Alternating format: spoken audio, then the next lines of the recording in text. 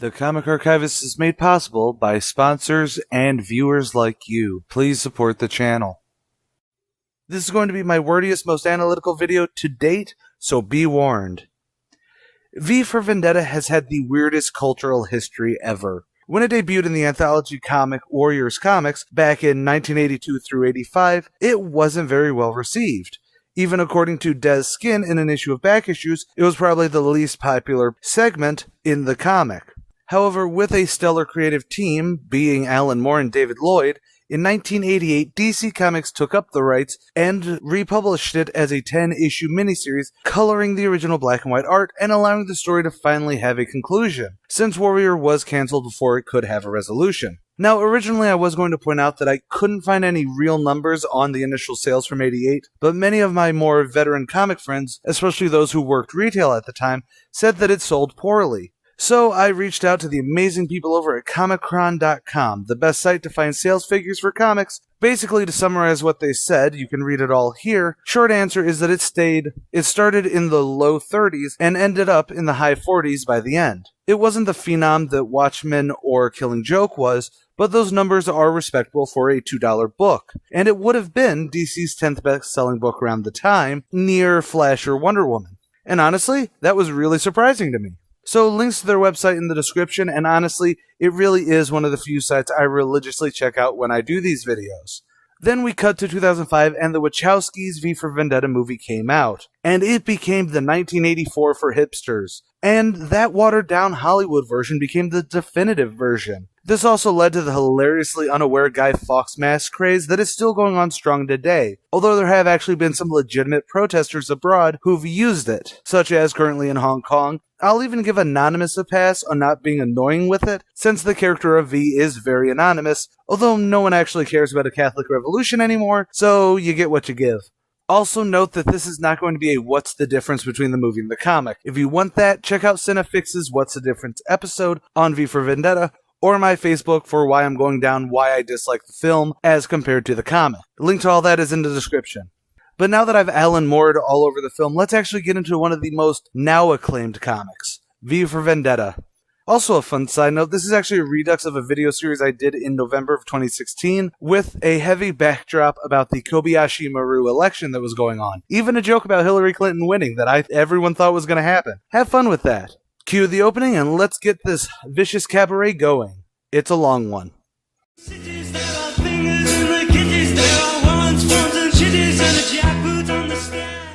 Issue 1 opens in the futuristic year of 1997, on the 5th of November, as the Voice of Fate does a fairly standard news broadcast. You know, weather forecasts, productivity reports, and raids on potential terrorist cells. I swear I'm going to do my best to not make any Fox News or CNN jokes, but just know, it's funny that Warner owns both CNN and DC Comics currently. While the news broadcast goes out, we see our two major players, Evie and V, getting ready for their night out on the town. The story proper starts with Evie walking the dark streets and approaching a man to, how can I put this without being black-bagged on YouTube, trade her femininity for profit, though she rightly sucks at it. Her day job is in munitions, and she's trying this out solely because even with a job, she can't afford her life. She's not having a good first night though, as the man she propositions pulls out a badge. Yep, he's a fingerman. That means that he and his friends who come out of nowhere are actually law enforcement. And yes, they are going to sexually assault her and then kill her. Oh, now's a bad time to say that this is a mature read, right? That's when the titular V in the trademark Guy Fawkes attire, from tall hat to the iconic mask, steps in to aid her. V is also quoting the captain from Macbeth, Act 1, Scene 2, and there's actually a bit of interesting symbolism there. The person V is quoting is just a soldier speaking to King Duncan about the victory Macbeth has over a rebel leader. This act would generally kickstart Macbeth's rise to power as he becomes the Thane of Cawdor, and to put on my brainy specs, represents that V knew instantly that Evie would become not his protege, but the person who could lead the revolution after V's revenge is over. It could also just be a standard Shakespeare sounds cool moment, but I hope not. So, with that theatrical entrance, he only gets more Batman from here, when one of the fingermen grabs his arm, and it pops off. It was a fake arm. Then tear gas starts pouring out from his sleeve so he could escape with the rattled Evie. Oh, and then his fake hand explodes, killing some of the fingermen. On the rooftop above, Evie is enamored with her savior and continues the trend that she's a naive 16-year-old girl. V, however, is very much in cryptic mode, and that's when we get the 5th of November poem and the blowing up of Parliament. V is totally still taking credit for the terrorist act, and I love that Evie has to go, "But that's illegal," and then getting distracted by the fireworks. She really is the embodiment of innocent youth here. But that show was more than just for Evie. The whole of London awakes to see the V flying in the sky, and thus the overture ends. Here's a fun game when reading the DC versions of this. Guess where the original Warrior comic section ends? I'll give you the first one free, right here. It also put the whole overture line into better perspective.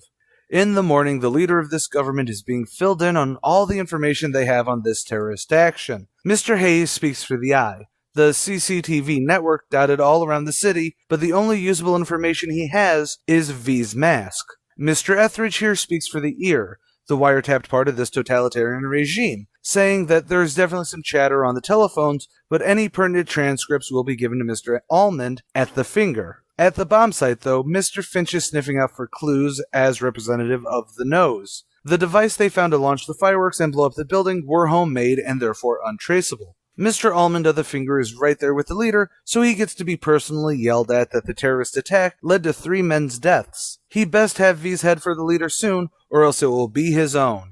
And that morning, the voice of fate, Louis Prothero, announces that the explosion was a controlled demolition made at night to avoid traffic, and the fireworks were an impromptu way of saying goodbye to the old building. However, this is mainly relayed through us through Dascom, the, for lack of a better word, producer of the voice broadcast, who's not exactly a stick-up-his-butt about everything as the rest of the cogs in the machine we've seen so far. Over in V's headquarters, known as the Shadow Gallery, for the first time in her life, Evie actually gets to see what culture was like before the new regime eradicated it all to be filtered through their lens. She's particularly fond of the jukebox, and while I will admit that Dancing in the Streets is an amazing song, the hard percussive beat and the over-singing would not feel right in the ears of someone who's never experienced that before and only experienced the totalitarian government's stripped-down stuff. However, I'm going to assume more went with Dancing in the Streets because of the rumor that it was actually a black call to arms, despite Martha Reeves famously in some circles, saying, "My lord, it's a party song." But it was a British reporter who asked her, so I'm assuming it was a popular theory in the UK. Then again, the actual writers of the song have pointed out that it is a song about coexistence and integration. So there's actually like a third layer of analysis to this, where it's an awkward hindsight where entertainment media can be taken away from the creators to fit any given mindset. Elsewhere on a train, Prothero and 2 other men meet to discuss Prothero's fascination with dolls. Luckily, that's not really deep symbolism to discuss about why men in power often have a doll fetish, so let's skip that. When the train enters a tunnel, though, it stops, and the lights cut out. Prothero flicks his lighter and sees 2 men with him dead, and V face to face with him. We cut to Mr. Finch from the nose and his assistant Dominic, the following day investigating the kidnapping of Prothero. While there are no leads, there is one clue, a Violet Carson, an extremely rare rose left on the seat. While that will be fairly important to the story going forward for V, what's equally as important is Finch and Dom discussing how V cannot be a normal person due to the actions both physically and mentally. Finch also brings up that is why he has to get into V's mindset, and it does worry him because this is truly psychopathic behavior. That definitely will pay off later. Back in the Shadow Gallery, after V drops Prothero off in one of his many dark cells, V then hears Evie crying. Why? Because she thought V had left her. And while it's true that in the last 20 pages, Evie has only been in about half of them, and it hasn't been quite 2 days in the timeline, Evie was whisked away from her life, where she had no other recourse but to sell herself. She was nearly raped and murdered by law enforcement officers, and then taken to a place with magic, music, and safety. So it's easy to see why she'd think that it would all come crashing down just as quickly as it had come. It's even more understandable as she sees herself as nothing special. But V, of course, does not agree with that sentiment, and everyone has a story to tell, unique to them. So we get the story of Evie Hammond's life. She grew up with her mom and dad in South London. They'd moved there during the recession of the 80s because the Labour Party sucks. but V presses her more about the war and what she remembers, but Evie doesn't remember a lot. She was 7, so the war was only about 9 years ago in-universe, and thanks to Russia encroaching on Poland, which then had the US get involved, and everyone got nuked. All Evie really does remember that her mom said that Africa was not there anymore, and the biggest fear was Britain being bombed, but it wasn't. Europe was, however, and that had burst the Thames Barrier in London, and the fallout had turned England into a desolate wasteland. The next 4 years were bad. With no food and sewers backed up, sickness ran rampant, with Evie's mother dying as a result. With that entire shift to England, the government had fallen into writing and, well, for lack of a better term, gangland tribalism.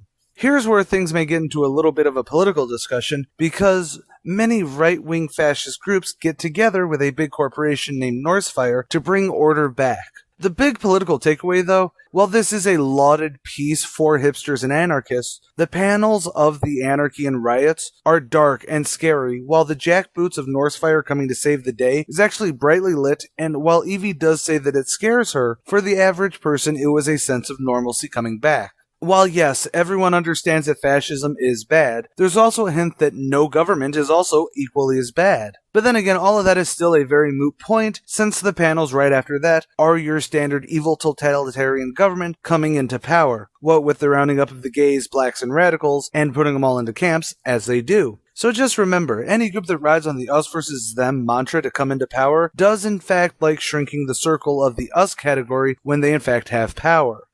All of those events left Evie alone by the end, working in a factory with other kids, and living in a hostel up to the point where she tried hooking, which got her into this whole situation. V wipes the tears from her eyes and tells her that it'll be alright. It's a very maternal feeling moment, and generally is part of what feeds into a theory that I'll talk about at the end of this whole reader's history.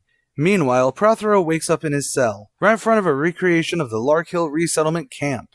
It's now November the 7th, and Mr. Finch is talking openly with the leader about V. The major point Finch makes is that V is not a conventional terrorist, using fear to get the message across for whatever radical thing V wants. Rather, V is out for blood, not concessions. The leader then talks about how V has severely crippled the government regardless of his intentions, as Louis Prothero was, to the average Englishman, the voice of the Fate computer. The Fate supercomputer is that monitoring system we always see in front of the leader, and it is a cornerstone of their iron fist around the nation. So without them thinking nice thoughts about the computer, it gets harder to play it off as a good thing. I like thinking of it as when Cuba started painting their poorest neighborhoods bright colors to try and get people to forget that they were starving. Oh, and we also learned that Finch doesn't care about the New World Order shtick, and is legitimately just trying to keep England out of the mess it just got out of with his seductive ability.